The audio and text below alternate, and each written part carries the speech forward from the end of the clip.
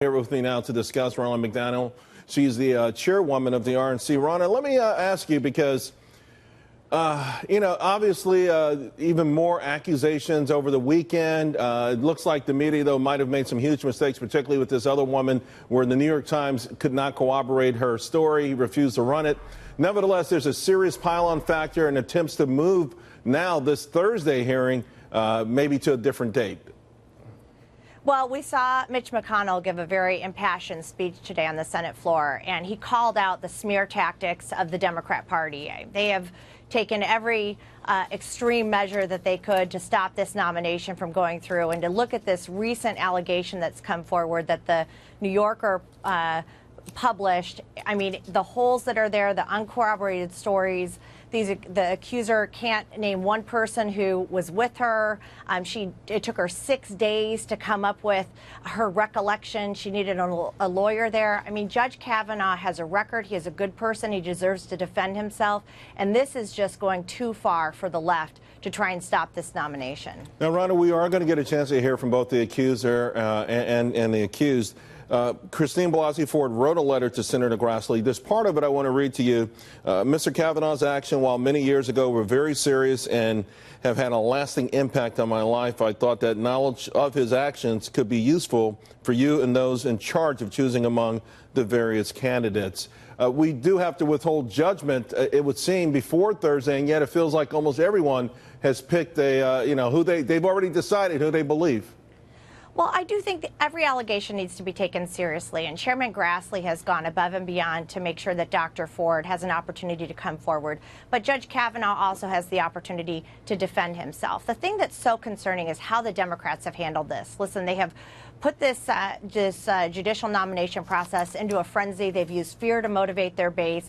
We had 202 arrests during the hearings. We had 451 interruptions.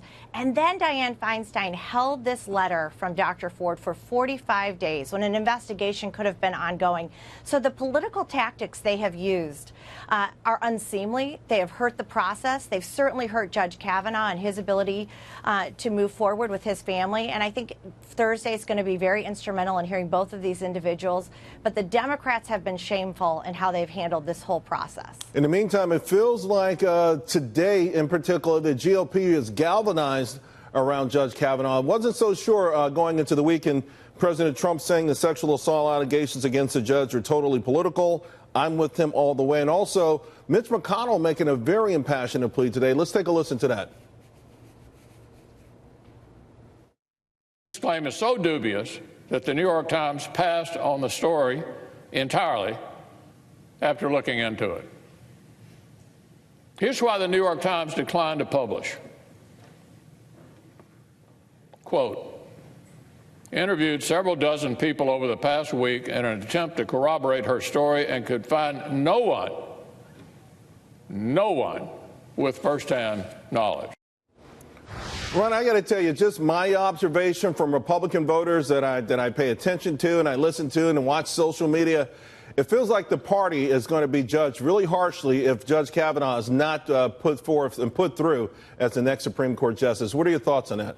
Well, Senator McConnell said today this is going to come to an up or down vote. And Judge Kavanaugh deserves that. He has had an outstanding career, an outstanding record.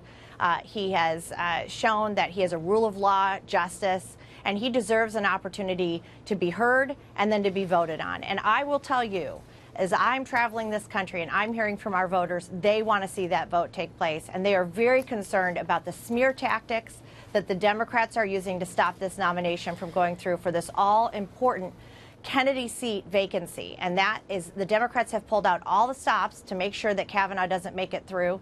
And Dianne Feinstein sitting on this letter, and then the media allowing this unsubstantiated claim from Ramirez to go through when they couldn't corroborate any person that was there, no evidence. I mean, it is just ridiculous. And as a parent, it's very concerning to me that you can dismantle a person's reputation and their future with an unsubstantiated claim with no evidence. This is not what we want for our country. It's not what we want for our children. It's not what we want for our future. And we need to rely on the presumption of innocence, allow this process to go forward. But Democrats have shamed the process of nominating a Supreme Court justice. You know, one of the key pillars of the success of America That has been one of the key pillars for a long time. And I think if we ever truly abandon that, we've abandoned everything that we've stood for and why we became the greatest country in the world to begin with. Ronna, thank you very much.